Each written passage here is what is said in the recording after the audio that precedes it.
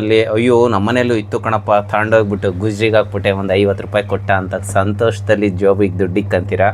ಈಗ 10,000 ಕೊಡ್ತೀನಿ ಅಂದರೂ ಇಂಥ ಫ್ಯಾನ್ಗಳು ಸಿಗ್ತಾ ಇರಲ್ಲ. ನಿಮ್ಮ ಮನೆಯಲ್ಲಿ ಈ ಥರ ಫ್ಯಾನ್ನ ಇಟ್ಕೊಂಡಿದ್ದೀರಾ? ನಮಸ್ತೆ, ನಾನು ನಿಮ್ಮ ಸ್ವಾಮಿ ತುಮಕೂರು. ಎಲ್ಲರ ಮನೆಯಲ್ಲೂ ಫ್ಯಾನ್ಗಳನ್ನ ಯೂಸ್ ಮಾಡಿರ್ತೀರ. ಸುಮಾರು 35ರಿಂದ 40 ವರ್ಷಗಳ ಫ್ಯಾನ್ನ ನೀವು ನೋಡಿದ್ದೀರಾ. ಅವೆಲ್ಲ ಮೂಲೆ ಗುಂಪಾಗ್ಬಿಟ್ಟಿರ್ತವೆ, ವಯಸ್ಸಾಗೈತೆ, ಇವನ್ನೆಲ್ಲ ಮೂಲೆಗೆ ಹಾಕ್ಬಿಟ್ಟುಗಳನ್ನ ತೊಗೊಂಬಂದ್ಬಿಡೋಣ ಲೈಟೆಸ್ಟ್ ಅಂತ ಅನ್ಕೊತೀರ.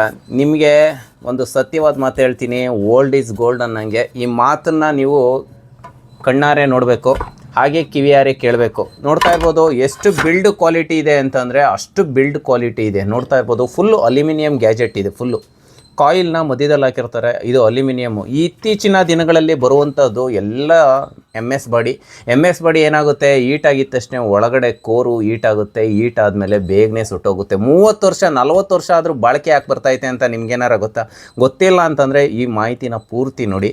ಯಾಕೆ ಅಂದರೆ ಅಲ್ಯೂಮಿನಿಯಂ ಇರೋದು ಈಟ್ ಆಗಿದ ತಕ್ಷಣ ಹಾಗೇ ಅದನ್ನು ತಣ್ಣಗೆ ಮಾಡ್ಕೊಳೋವಷ್ಟು ಕೆಪಾಸಿಟಿ ಇರುತ್ತೆ. ಈ ಫ್ಯಾನ್ ಇಲ್ಲಿ ತಿರುಗ್ತಾ ಇರತಕ್ಕಂಥದ್ದು ಇತ್ತೀಚಿನ ದಿನಗಳಲ್ಲಿ ಇವೆಲ್ಲ ನಿಮಗೆ ಫೈಬರಲ್ಲಿ ಬರ್ತಾಯಿದೆ. ಪ್ಲಾಸ್ಟಿಕ್ಕು ಫೈಬರಲ್ಲಿ ಬರ್ತಾ ಇರ್ತಕ್ಕಂಥದ್ದು. ಇದು ಎಷ್ಟು ಥಿಕ್ನೆಸ್ಸಾಗಿ ಗಟ್ಟಿಯಾಗೈತೆ ಅನ್ನೋದಕ್ಕೆ ಇದೇ ಸಾಕ್ಷಿ. ಸುಮಾರು 30-40 ವರ್ಷದ ಫ್ಯಾನ್ ಇದು. ಅವರ ತಂದೆಯವರು ಬಳಸ್ತಿದ್ರಂತೆ, ಈಗ ಮಗ ಬಳಸ್ತಾ ಇದ್ದಾರೆ. ತುಂಬಾ ಕೂಲಾಗಿರುವಂತಹ ಏರ್ನ ಬರುತ್ತೆ. ಹಾಗೆಯೇ ಅತ್ತ ಇತ್ತ ರೊಟೇಷನ್ನು ಎಲ್ಲ ನೋಡ್ತಾ ಇರ್ಬೋದು ನೀವು. ಫುಲ್ಲು ನೋಡಿ ಎಷ್ಟು ಗೇರು ಸಹ ಎಷ್ಟು ಸ್ಮೂತಾಗೈತೆ ಅನ್ನೋದಕ್ಕೆ. ಇತ್ತೀಚಿನ ದಿನಗಳಲ್ಲಿ ಪ್ಲಾಸ್ಟಿಕ್ ಗೇರ್ಗಳನ್ನ ನಿಮಗೆ ತೋರಿಸ್ತೀನಿ ನೋಡಿ. ಇವೆಲ್ಲ ಪ್ಲಾಸ್ಟಿಕ್ ಗೇರ್ಗಳು. ಇವು ಪ್ಲಾಸ್ಟಿಕ್ ಗೇರ್ಗಳು ಏನಾಗೋಗುತ್ತೆ, ಈಟ್ ಆಗಿದ ತಕ್ಷಣ ಇಲ್ಲಿ ಓಪನ್ ಆಗೋ ಅಂಥದ್ದು. ಒಂದು ಹೋಯ್ತು ಅಂದಿದ ತಕ್ಷಣ ಒಂದನ್ನು ಹೊಸದನ್ನು ತೊಗೊಂಡು ಹಾಕ್ಕೊಬೇಕು. ಇದರಲ್ಲಿ ಹಂಗಲ್ಲ, ಮೌಲ್ಡೆಡ್ ಟೈಪಲ್ಲೇ ಇರುತ್ತೆ. ಗೇರ್ ಹೋಗಿರುತ್ತೆ, ಗೇರ್ ಹೋದ್ರೂ ಸಹ ಸಿಗ್ತಾ ಇರುತ್ತೆ. ಆದರೆ ಹುಡ್ಕೋಗೆ ಮೆಕ್ಯಾನಿಕ್ಗೂ ಸಹ ನೀವು ಟೈಮ್ ಕೊಡಬೇಕು. ಆ ಟೈಮ್ನೇ ನೀವು ಕೊಡೋಲ್ಲ. ಯಾಕೆ ಅಂತ ಅಂತೀರಾ, ಕೊಟ್ಟಿದ ತಕ್ಷಣ ಮೆಕ್ಯಾನಿಕ್ ಎಲ್ಲ ತಂದು ಹಾಕ್ಬಿಟ್ಟು ಮಾಡಿ ಕೊಟ್ಬಿಡ್ತಾನೆ ಅಂತ ಅಂದ್ಕೊಂಡಿರ್ತೀರ. 30 ವರ್ಷದ ಹಿಂದೆ ಇದ್ದ ವ್ಯಕ್ತಿ ಗುಣ ಈಗಿನ ಹುಟ್ಟಿ ಬಂದಂತಹ ಮಕ್ಕಳು ಗುಣನೂ ಒಂದೇ ಥರ ಇರುತ್ತಾ? ಇಲ್ಲ ಅಲ್ವಾ? ಹಾಗೆಯೇ ಓಲ್ಡು ಮೆಟೀರಿಯಲ್ಗಳು 1 ದಿನ 2 ದಿನ ಇಲ್ಲ 3 ದಿನ 1 ವಾರ ಆಗ್ಬೋದು ನಿಮಗೆ ಮಾಡಿಕೊಡೋ ಹಂಗೆ ಅವ್ರಿಗೂ ಇರುತ್ತೆ ಐಡಿಯಾನ. ಆದರೆ ನೀವು ಏನು ಮಾಡ್ತೀರಾ, ಅರ್ಜೆಂಟ್ ಮಾಡ್ತಾ ಇರ್ತೀರ. ಹಾಗಾಗಿ ನಾನು ಎಂತಕ್ಕೆ ಈ ಮಾಹಿತಿ ಹೇಳ್ತಾ ಇದ್ದೇ ಥರ ಇರೋಲ್ಲ.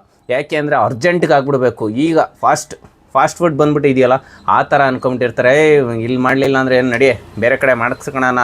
ಆ ಮಾಹಿತಿ ಅದನ್ನು ನೀವು ಬಿಟ್ಬಿಡಿ. ಯಾಕೆ ಗೊತ್ತಾ, ಒಬ್ಬ ಮೆಕ್ಯಾನಿಕ್ನ ಒಬ್ಬನ ನಂಬ್ಕೊಂಡಿರ್ತೀರ ಅಂದರೆ ಅದನ್ನು ಇದು ಮಾಡ್ಕೊಂಡಿರಿ. ಎರಡೆರಡು ಥರ ಯೋಚನೆ ಮಾಡಬೇಡಿ. ಇಲ್ಲಾಗಲಿಲ್ವಾ ಬೇರೆ ಕಡೆ ಹೋಗೋಣ, ಅಲ್ಲಿ ಮಾಡಿಸ್ಕೊಳ್ಳೋಣ ಅನ್ನೋದನ್ನು ನೀವು ಬಿಟ್ಬಿಡಿ. ಯಾಕೆ ಅಂತಂದರೆ ಟೈಮ್ ಕೊಟ್ಟರೆ ಯಾವ ಮೆಕ್ಯಾನಿಕ್ಕೂ ಸಹ ಮಾಡ್ಕೊಂಡು ಕೊಡ್ತಾರೆ. ಏನಿರುತ್ತೆ, ಇವರಲ್ದಿರು ಇನ್ನೊಬ್ರು ಅಂತ ಅನ್ನೋದನ್ನು ಬಿಟ್ಬಿಡಿ. ಯಾಕೆ ಗೊತ್ತಾ, ಅವ್ರಿಗೂ ನಿಮಗೆ ನನ್ನ ಕಸ್ಟಮರ್ನ ಉಳಿಸ್ಕೊಬೇಕು ಅನ್ನೋದೊಂದು ಇರುತ್ತೆ. ಅರ್ಜೆಂಟನ್ನು ಯಾವತ್ತೂ ಮಾಡೋಕ್ಕೋಗ್ಬೇಡಿ. ನೋಡಿ, ಈಗ ನಾನು ಮಾಡ್ತಾಯಿದ್ದೀನಿ ಇದನ್ನು. ಸುಮಾರು ಇದು ನನಗೆ ಕೊಟ್ಟಾಲೆ ಒಂದು 3 ದಿನ ಆಗೈತೆ. ಕಸ್ಟಮರು ಅವ್ರ ಮನೆ ಹತ್ರನೇ ವಯಸ್ಸಾದವರು, ಹೋಗಿ ತೊಗೊಂಬಂದಿದ್ದೀನಿ, ನಾನು ಮಾಡಿಬಿಟ್ಟು ನಿಮಗೆ ಕೊಡ್ತೀನಿ, ನೀವು ಬಂದು ಕಲೆಕ್ಟ್ ಮಾಡ್ಕೊಂಡು ಹೋಗಬೇಕು ಅಂತ ಅಂದೆ. ಅದಕ್ಕೆ ಅವರಿದ್ದವರು, ಅಷ್ಟಾರ ಹೇಳ್ದಲ್ಲ, ನನ್ನ ಕೈಲಿ ಓಡಾಡೋದಕ್ಕಾಗಲ್ಲಪ್ಪ, ಬಂದು ತೊಗೊಂಡು ಹೋಗ್ತೀನಿ, ಮಾಡಿಟ್ಟಿರು ಅಂತಂದರು. ಅಷ್ಟಂದಾದಮೇಲೆ ನಾನು ಅವ್ರಿಗೆ ಮಾಡಿಕೊಡೋ ಜವಾಬ್ದಾರಿ ನಂದು ಅಲ್ವಾ? ಯಾಕೆ ಹೇಳ್ತಾ ಇದ್ದೀನಿ ಅಂತಂದರೆ, ತೊಗೊಂಬರೋದು ನಮ್ಮದಾದರೆ ತೊಗೊಂಡೋಗೋದು ಅವ್ರದ್ದು ಇರಬೇಕು. ಹಾಗಾಗಿ ಈ ಮಾಹಿತಿನ ಹೇಳ್ತಾ ಇರೋದು. ಕೆಲವೊಂದು ಟೈಮಲ್ಲಿ ನಾವು ಹೋದಾಗ, ಸರ್ವಿಸ್ಗೆ ಅಂತ ಹೋದಾಗ ಕೊಡ್ತಾರೆ, ಇಲ್ಲ ಅನ್ನೋಕ್ಕೆ ಹೋಗ್ಬಾರ್ದು, ತೊಗೊಂಬರ್ಬೇಕು. ಮಾಡಿಬಿಟ್ಟು ಇಟ್ಟಿದ್ದೀನಣ್ಣ, ಬಂದು ಕಲೆಕ್ಟ್ ಮಾಡ್ಕೊಳ್ಳಿ ಅಂತ ನಾನು ಅವ್ರಿಗೆ ಹೇಳ್ಬೋದು. ಹಾಗಾಗಿ ನಾನು ಅವರಿಗೆ ಕೊಟ್ಟಂಥ ಮಾಹಿತಿ ಅವರು ನನಗೆ ನನ್ನ ಫಾಲೋವರ್ಸೇ ಅಂತ ಅಂದ್ಕೊಬೋದು. ಒಬ್ಬರಿಂದ ಒಬ್ಬರಿಗೆ ಕಾಂಟ್ಯಾಕ್ಟು.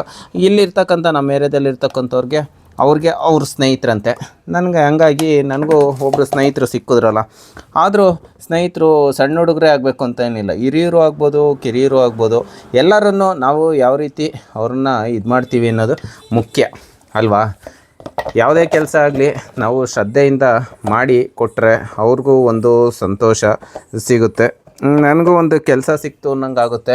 ನಾನು ಮಾಡಿಕೊಟ್ಟಿದ್ದ ಕೆಲಸ ಮಾಡ್ತಾರೆ ಅಲ್ವಾ ಸ್ನೇಹಿತರೆ? ಹಾಗಾಗಿ ಈ ಮಾಹಿತಿ ಹೇಳೋದಕ್ಕೆ ಇಚ್ಛೆಪಟ್ಟೆ. ಈಗ ಆಲ್ರೆಡಿ ಇದನ್ನು ಫುಲ್ಲು ಕ್ಲಿಯರ್ ಮಾಡ್ತಾಯಿದ್ದೀನಿ, ನೀವು ನೋಡ್ತಾ ಇದ್ದೀರಾ. ಇದನ್ನು ಫುಲ್ಲು ಆಸ್ಲೇಷನ್ನು ಯಾವ ರೀತಿ ಆಗುತ್ತೆ ಅಂತಲೂ ನಾನು ನಿಮಗೆ ಇಲ್ಲಿ ತೋರಿಸ್ಕೊಡ್ತಾ ಹೋಗ್ತೀನಿ ನೋಡಿ. ಎಲ್ಲ ಓಲ್ಡು ಯಾವ ಥರ ಈಗೆಲ್ಲ ಬರೋವು ನೆಕ್ಕು ಹಿಂಗೆ ಮೇಕೆ ಎತ್ತಿ ಕೆಳಗೆ ಬಿಡ ಅಂಥವು. ಈಗ ಇವು ಓಲ್ಡ್ ಹಂಗಲ್ಲ, ಸ್ವಲ್ಪ ನಾಬ್ ಟೈಪಲ್ಲಿ ಹಿಂಗೆ ಎಷ್ಟು ಚೆನ್ನಾಗಿದೆ ಅಂತಂದರೆ ಅಷ್ಟು ಸೂಪರಾಗೈತೆ ನೋಡಿ. ಆನ್ ಮಾಡ್ತೀನಿ ನೋಡೋಣ. ನೋಡಿ ಆಲ್ರೆಡಿ ಓಡ್ತೈತೆ ಗೇರು ನೋಡಿ. ಓಲ್ಡ್ ಸಿಸ್ಟಮೇನೆ ಆಗಿದ್ರು ರೆಡಿ ಮಾಡ್ಬೋದು. ಆದರೆ ಇತ್ತೀಚಿನ ದಿನಗಳಲ್ಲಿ ಓಲ್ಡ್ ಫ್ಯಾನ್ ಎಲ್ಲ ಮೂಲೆ ಗುಂಪಾಗೋದು, ಹಾಗಾಗಿ ಯಾರೂ ಇದ್ರ ಕಡೆಗೆ ಗಮನ ಕೊಡೋದಿಲ್ಲ. ಹಾಗಾಗಿ ನಾನು ಹೇಳೋದಕ್ಕೆ ಇಚ್ಛೆ ಪಡ್ತಾಯಿದ್ದೀನಿ, ನಿಮಗೆ ಓಲ್ಡ್ ಮೆಮೊರಿ ಇವೆಲ್ಲ ಆ್ಯಂಟಿಕ್ ಪೀಸ್ಗಳು, ಇವೆಲ್ಲ ಫುಲ್ಲು ಆ್ಯಂಟಿಕ್ ಪೀಸ್. ಎಲ್ಲೆಲ್ಲಿ ನೋಡ್ತೀರಾ ಅಂದರೆ ವಸ್ತು ಪ್ರದರ್ಶನ, ಹಾಗೆ ಅಯ್ಯೋ ನಮ್ಮನೇಲೂ ಇತ್ತು ಕಣಪ್ಪ, ತಗೊಂಡೋಗ್ಬಿಟ್ಟು ಗುಜ್ರಿಗೆ ಹಾಕ್ಬಿಟ್ಟೆ ಒಂದು 50 ರೂಪಾಯಿ ಕೊಟ್ಟ ಅಂತ ಸಂತೋಷದಲ್ಲಿ ಜೋಬಿಗೆ ದುಡ್ಡಿಗೆಲ್ಲ ಆ್ಯಂಟಿಕ್ ಪೀಸ್ಗಳು ಸ್ನೇಹಿತರೆ. ನೀವು ಎಲ್ಲರ ಎಕ್ಸಿಬಿಷನಲ್ಲಿ ನೋಡಿದ್ರೆ ಖಂಡಿತವಾಗ್ಲೂ ನಿಮಗೆ ಇವೆಲ್ಲ ಆ್ಯಂಟಿಕ್ ಪೀಸು. ಎಷ್ಟೇ ದುಡ್ಡು ಕೊಟ್ಟು ಕೆಲವೊಂದು ಟೈಮಲ್ಲಿ ದುಡ್ಡು ಕೊಟ್ಟು ತೊಗೊತೀನಿ ಅಂದರೂ ಈ ಐಟಮ್ಮು ಸಿಗೋದಿಲ್ಲ. ಯಾವತ್ತೇ ಇದ್ದರೂ ನಿಮ್ಮ ಮನೆಯಲ್ಲಿ ನೋಡ್ತಾ ಇರ್ಬೋದು. ಒಳಗಡೆ ಸ್ಟ್ಯಾಂಡ್ ಹೆಂಗಿದೆ ನೋಡಿ, ಇಲ್ಲಿ ಕೆಳಗಡೆ ಸ್ಟ್ಯಾಂಡ್ ಹೆಂಗಿದೆ ನೋಡಿ, ಎಷ್ಟು ಇದೆ ಅಂತ ಅಂದರೆ ಕೇತನ್ ಫ್ಯಾನು ಓಲ್ಡು. ಸ್ವಿಚ್ಚು ಸಹ ಯಾವ ರೀತಿ ವರ್ಕ್ ಆಗುತ್ತೆ ನೋಡಿ. ಒಂದು ಚೂರು ಸೌಂಡ್ ಇಲ್ಲ ಸ್ನೇಹಿತರೆ, ಒಂದು ಚೂರು ಸೌಂಡ್ ಇಲ್ಲ, ಸೂಪರ್ ಆಗೈತೆ. ಈ ಥರ ಫ್ಯಾನ್ಗಳನ್ನು ಕಳ್ಕೊಳಕ್ಕೆ ಹೋಗ್ಬೇಡಿ, ರೆಡಿ ಮಾಡಿಸ್ಕೊಳ್ಳಿ, ಇಟ್ಕೊಳ್ಳಿ. ಬೇಸಿಗೆ ಎಲ್ಲ ಮಳೆಗಾಲದಲ್ಲಿ ಯಾವ ಟೈಮಲ್ಲಾರ ಯೂಸ್ ಮಾಡ್ಕೊಳ್ಳಿ. ಮೇಲ್ಗಡೆ ಇರ್ತಕ್ಕಂಥ ಸೀಲಿಂಗ್ ಫ್ಯಾನ್ಗಿಂತ ಇವು ತುಂಬಾ ಗಾಡಿ ಬರುತ್ತೆ ನೋಡಿ. ರೆಕ್ಕೆನೂ ಸಹ ಎಷ್ಟು ಕ್ವಾಲಿಟಿ ಆಗೈತೆ. ಈಗ ನಾನು ಕಸ್ಟಮರಿಗೆ ಕೊಡ್ಬೇಕಾದ್ರೆ ಹಂಗೆ ಕೊಟ್ಟರೆ ಬೇಜಾರಾಗಲ್ವ, ಅದಕ್ಕೆ ನನ್ನ ಕೈಲಾಗಿದ್ದು ಗೀಸು ಎಲ್ಲ ಇರೋದನ್ನೆಲ್ಲ ಒಂದು ಚೆನ್ನಾಗಿರೋ ಬಟ್ಟೆ ತಗೊಂಡು ನೀಟಾಗಿ ಒರೆಸ್ಬಿಟ್ಟು ಅವ್ರಿಗೆ ಫಿಟ್ ನೋಡಿ. ರೆಕ್ಕೆ ಮಾತ್ರ ಹೆವಿ ಕ್ವಾಲಿಟಿ, ಸೂಪರ್ ಕ್ವಾಲಿಟಿ ಇದೆ. ಫ್ಯಾನರಂತೂ ತುಂಬ ಅದೃಷ್ಟ ಮಾಡವ್ರೆ. ಯಾಕೆ ಗೊತ್ತಾ, ಇಷ್ಟು ತಣ್ಣಗಿರೋ ಜಾಗದಲ್ಲಿ ತಣ್ಣನೆ ಫ್ಯಾನ್ನ ಯೂಸ್ ಮಾಡ್ಬೋದಲ್ಲ ಅಂತ ಅಂದ್ಬಿಟ್ಟು ಕುಂಡ್ರಿಸ್ಕೊಳೋದಕ್ಕೆ ರೆಕ್ಕೆ. ಈಗ ಎಲ್ಲ ಬರೋವೆಲ್ಲ ಥ್ರೆಡ್ಡನ್ನು ಹಾಕೊಂಡು ಟೈಟ್ ಮಾಡ್ಕೊಂಡು ಮುಂದ್ಗಡೆ ನಾಬ್ ಹಾಕಿ ಇದು ಮಾಡ್ಕೊಬೇಕು. ಇಂದವು ಹಂಗಲ್ಲ, ಫುಲ್ಲು ಈ ರೆಕ್ಕೆಯಲ್ಲೇ ಒಂದು ಹೋಲ್ ಕೊಟ್ಟವನೆ. ಆ ಹೋಲ್ ಒಳಗಡಿಕೆ ಪ್ಲಾಸ್ಟಿಕ್ಕು ಬಿಡಿ, ಟ್ರಾನ್ಸ್ಪರೆಂಟು ಕಲರು, ನಮ್ಗೆ ಯಾವ ಕಲರ್ ಬೇಕು ಆ ಕಲರ್ಗೆ ರೆಕ್ಕೆಗಳು ಯಾರೂ ಸಹ ಕಳ್ಕೊಳಕ್ಕೆ ಹೋಗ್ಬೇಡಿ ಫ್ಯಾನ್ಗಳ್ನ. ಯಾವುದೇ ಇರಲಿ, ಹಳೇದು ಆ್ಯಂಟಿಕ್ ಪೀಸ್ಗಳ್ರಿ ಇವೆಲ್ಲ, ಆ್ಯಂಟಿಕ್ ಪೀಸು.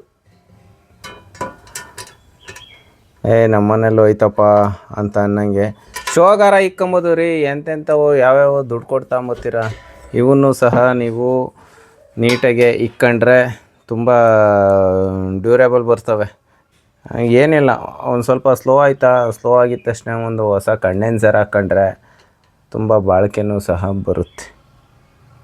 ಎಷ್ಟೋ ಮನೆಗಳಲ್ಲಿ ನೋಡಿದ್ದೀನಿ, ಎಸಿಬೇಡಿ ಅಂತ ಹೇಳ್ಬರ್ತೀನಿ. ಯಾಕೆ ಗೊತ್ತಾ, ನಾನು ಕೊಡೋ ಸಜೆಷನ್ ಅವ್ರಿಗೆ ಉಪಯೋಗ ಆಗುತ್ತೋ ಇಲ್ವೋ ಗೊತ್ತಿಲ್ಲ. ಒಟ್ಟಿನಲ್ಲಿ ಹೇಳೋದು ಮಾತ್ರ ನನ್ನ ಕಡೆಯಿಂದ ಒಳ್ಳೆ ಒಪಿನಿಯನ್ನ ಹೇಳಿರ್ತೀನಿ.